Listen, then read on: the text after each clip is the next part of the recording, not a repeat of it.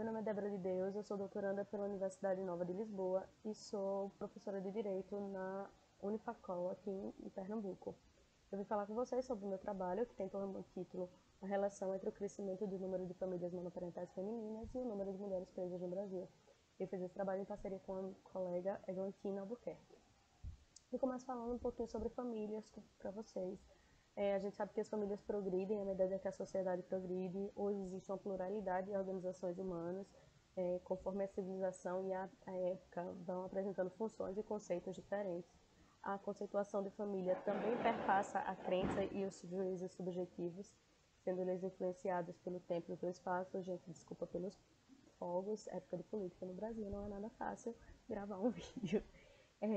Então, continuando, não existe mais um modelo linear e sequer um conceito só de família, e eles vão sempre variar conforme o contexto.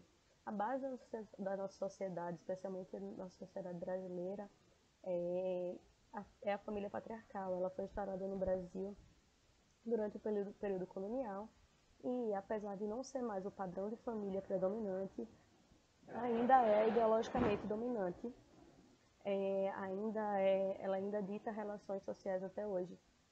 No patriarcado, a figura do poder e de autoridade é completamente centrada no homem, chefe de família. Ele tem total domínio sobre todos, ele é incumbido de controlar os negócios, prover o lar, manter a ordem, e nesse sistema cabe à mulher ser doce, submissa e ficar restrita ao ambiente doméstico, cuidando do marido e dos filhos. Contudo, o trabalho de cuidado que é atribuído às mulheres em relação às tarefas domésticas, a criação dos filhos, apesar de integrar substancialmente uma carga de trabalho semanal muito grande, ela não é tida como propriamente trabalho, não é dotado de valor, não é um trabalho que é dotado de valor. O início de uma mudança brusca no Brasil com relação a isso tudo se deu a partir de 1950, quando o país enfrentou diversas mudanças econômicas e técnicas e houve um aumento da industrialização e da urbanização, o que provocou uma alteração muito grande da sociedade. Essa alteração provocou um aumento da oportunidade de trabalhos, inclusive para as mulheres. Porém, o trabalho das mulheres nessa época já era desvalorizado com relação ao trabalho masculino. Muitas vezes o trabalho da mulher é associado a um fracasso do marido de suprir as necessidades da família. E ainda mais, o trabalho feminino era estigmatizado pelo fato da imagem da mulher ser atrelada a um papel de mãe e esposa. Posteriormente, outras alterações ajudaram a ocasionar novas mudanças, como a lei do divórcio, que modificou o conceito de família e abre espaço para uma nova alternativa de relacionamento, a Constituição, que determinou que o poder de família é de ambos, homens e mulheres, e a Constituição também de 88, que reconheceu a família monoparental como uma família. Hoje não havia mais argumentos sólidos que embasassem essa manutenção de apenas uma forma de organizar a família. E aí, o que são essas famílias monoparentais? Essas famílias monoparentais, elas vão de encontro à hegemonia do modelo nuclear de família. Não existe nas famílias monoparentais um relacionamento conjugal cotidiano. É um grupo de familiar em que pais ou mães solos assumem os encargos do cuidado da prole. Essas famílias monoparentais, elas podem ocorrer por circunstâncias alheias à vontade do genitor ou também pela própria vontade do genitor. Falando especificamente de famílias monoparentais femininas, o número de mulheres que optam de forma voluntária é ínfimo diante da realidade que decorre do abandono ou omissão do genitor. Essa realidade a gente pode ver a partir de um projeto, um relatório chamado Pai Presente, que constatou que 5,5 milhões de crianças não possuem o nome do pai nos seus registros. As mães solo, ela vem sofrendo historicamente o preconceito por não estar inserida numa relação conjugal. Ela não atende aos padrões impostos pela sociedade e o abandono por parte do pai, por parte do genitor, parece ser natural. Falando especificamente das famílias monoparentais femininas, é importante a gente esclarecer o uso do termo errado aqui no Brasil. Por muito tempo, as mães solos foram chamadas de mães solteiras. Contudo, esse termo mãe solteira ela carrega um alto grau de machismo da sociedade patriarcal, porque não existe a necessidade, por existir uma conjugalidade para ser mãe. Então, é um termo extremamente machista. Essa conjugalidade demonstrava que a única possibilidade de construir família era pelo casamento. Então, isso se alterou. Então, essa ideia de mãe solteira, como era chamado, estava ligada a uma imagem de uma adolescente ingênua, imatura, que engravidava e passava a ser vítima dessa situação social desfavorável. E mulheres se contrariavam aos costumes sociais da época, mantinham relações sexuais antes do casamento, engravidavam e eram condenadas a sofrer discriminação no meio social que viviam. As mães solteiras, como eram chamadas, durante muito tempo foram vistas como desviantes dos papéis esperados por elas. Elas descumpriam o roteiro de vida que eram atribuídas a elas. Hoje, o que se modificou foi apenas um pouco a forma de ver essas mães, mas não de maneira tão abrangente assim. Elas ainda são mal vistas em alguns momentos. Então, seguindo, sabendo que a família monoparental feminina há uma inexistência da figura paterna, o que a gente entende é que fica relegado à mulher todas as responsabilidades de manutenção e desenvolvimento da família. E a gente chega no cerne da questão do nosso trabalho. As famílias monoparentais femininas são economicamente mais vulneráveis.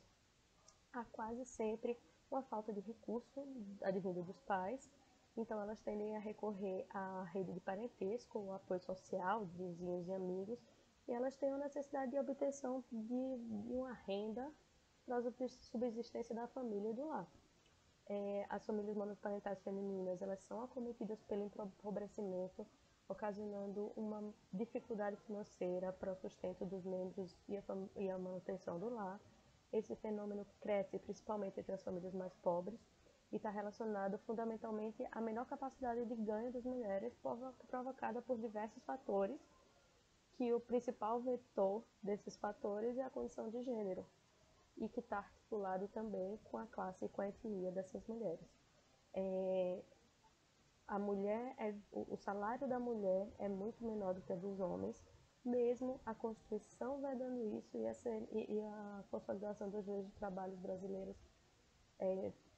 vedando isso. Então, a gente sabe que as mulheres ganham menos do que os homens. As mulheres ganham menos que os homens e as mulheres pretas ganham menos ainda. As mulheres pretas recebem, em média, 46% do salário de um homem branco.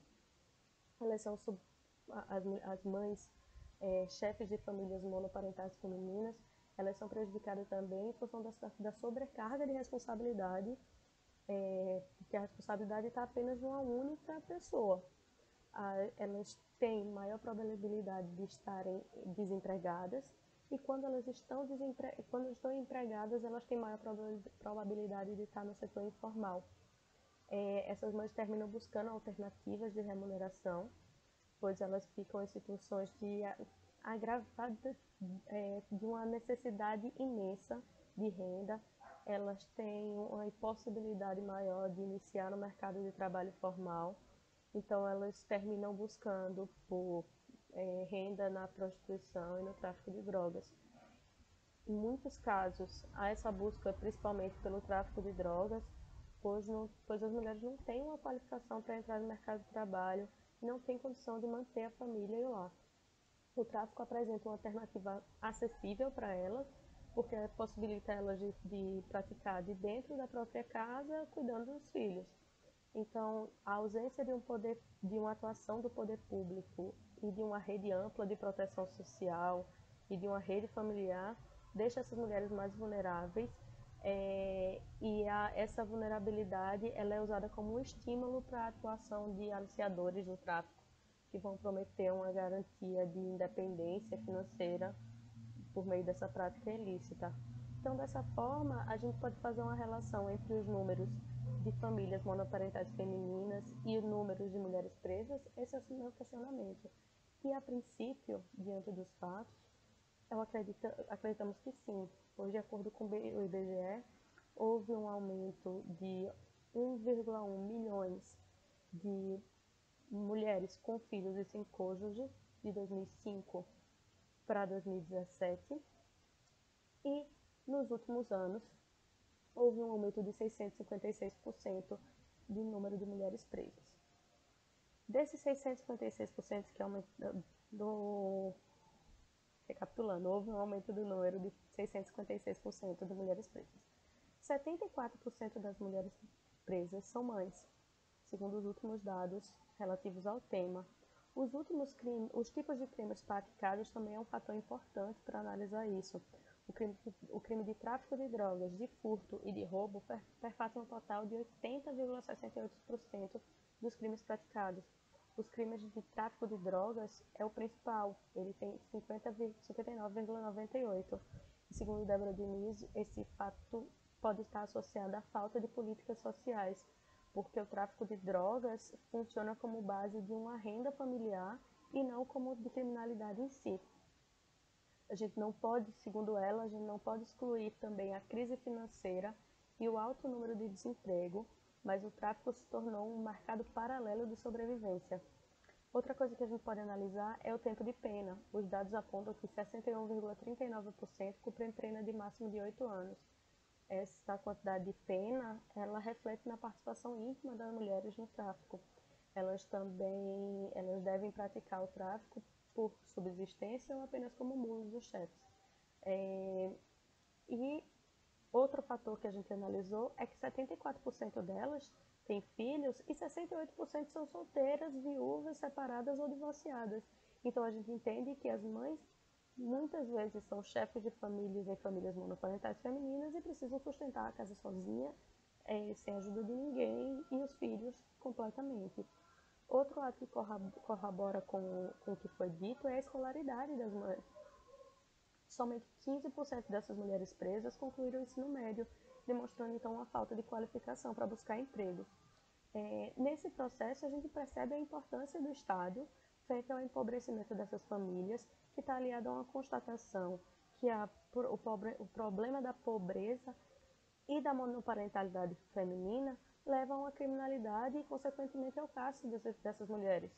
Nesse contexto, há uma necessidade gigantesca de ações políticas, ações públicas e estatais que poderiam dar suporte a essa família.